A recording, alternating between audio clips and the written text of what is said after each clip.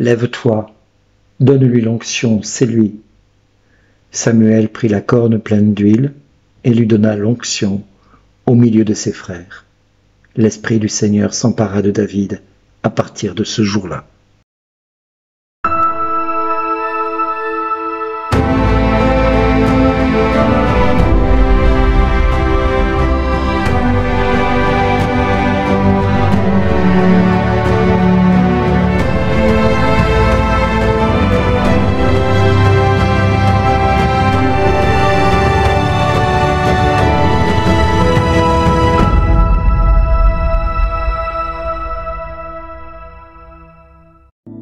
Aujourd'hui, le message vous est adressé par Bernard Dill.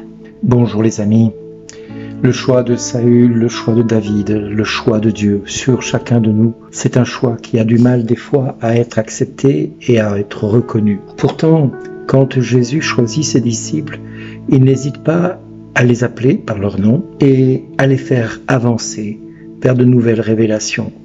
Alors je voudrais vous apporter peut-être une nouvelle révélation auquel vous n'avez peut-être pas pensé. À savoir que dans l'histoire d'Israël, l'onction d'huile a sacré les rois à partir de Saül jusqu'à l'arrivée de Jésus. Cette onction d'huile valait pour tous les nouveaux rois qui venaient et prenaient possession du royaume. Plus tard, avec le Christ, les futurs rois ont été eux-mêmes oints et reconnus par Dieu, par l'onction qui était donnée par l'évêque du lieu, par l'archevêque, par le cardinal, par le pape. Tout cela pour signifier que chaque fois que Dieu a choisi un être humain, il lui a donné l'onction. L'onction afin de pouvoir gérer la mission qui lui était confiée. Alors nous, baptisés, nous pouvons nous targuer d'être nous-mêmes oints.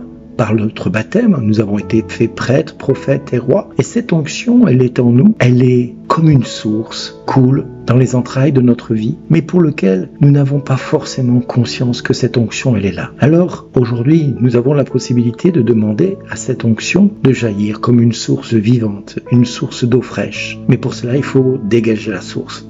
Il faut dégager cette source qui est encombrée par toutes sortes de principes, de fausses doctrines, voire même de faux principes humains qui nous empêchent de voir la grâce de Dieu accompagner notre vie et notre quotidien. Alors, nous avons peut-être, depuis des décennies, cherché à faire la volonté de Dieu.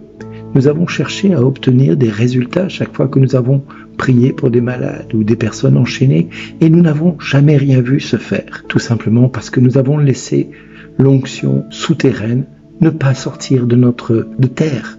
Et de fait, cette onction n'a pas pu agir à travers nous. Qu'est-ce qui fait la puissance de Dieu dans toute notre vie? C'est l'onction que Dieu y met. C'est-à-dire cette reconnaissance divine qui va jaillir au-delà de ce que nous pensons, au-delà de ce que nous espérons et même au-delà de ce que nous pouvons concevoir dans notre esprit. Parce que l'onction est une onction qui doit jaillir pour opérer des miracles. Les apôtres ont été oints par la Pentecôte et le jour de la Pentecôte, ils ont reçu l'onction, des onctions.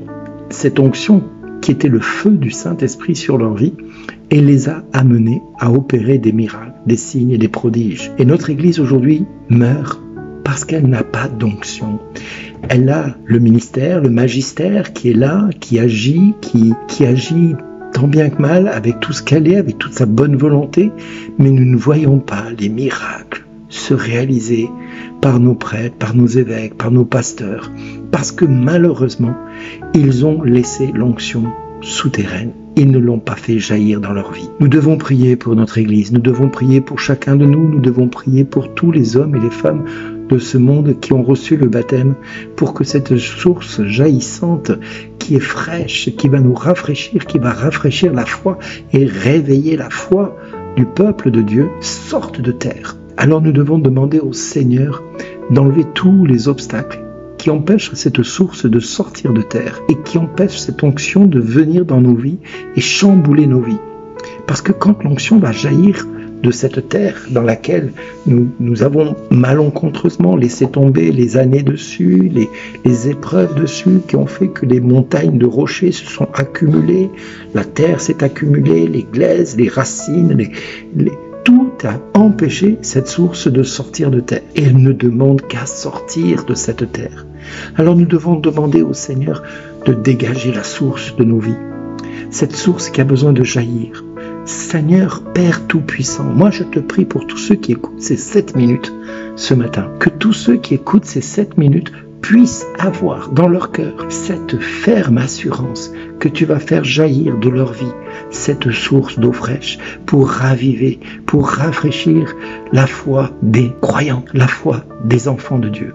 Oui, Père, au nom de Jésus, je te prie que la puissance de ton Saint-Esprit dégage tous les rochers, tous les obstacles que nous avons mis sur nos sources et qui aujourd'hui nous empêchent d'être des témoignages vivants de la puissance agissante en nous et à travers nous pour ta plus grande gloire. Père, au nom de Jésus, viens maintenant manifester ta puissance et ta gloire au-delà de ce que nous pouvons te demander et concevoir. Viens manifester ta puissance, qu'il se produise des signes et des prodiges par le saint nom de Jésus-Christ, notre Sauveur et notre Seigneur, lui qui vit et règne avec toi dans la communion du Saint-Esprit pour les siècles des siècles. Amen. Oui, Père, j'ai prié dans le nom de Jésus qu'il se produise des signes et des prodiges par le saint nom de ton Fils Jésus, qu'il se produise des signes et des prodiges pour ta plus grande gloire, Papa, parce que j'attends de voir ton peuple se lever et de voir dans ton peuple la puissance de ton nom agissante, guérissante, libérante et restauratrice de tous les hommes et de toutes les femmes de ce monde. Que le monde dehors, en nous voyant, puisse croire que tu as envoyé Jésus dans le monde pour sauver le monde. Et que le monde puisse croire que tu es le seul et l'unique Seigneur. Pour la plus grande gloire de ton nom, nous appelle à te rejoindre et à te servir tous fidèlement avec cette onction que tu nous prédestines à avoir. Merci Père, au nom de Jésus. Amen. Merci d'exister.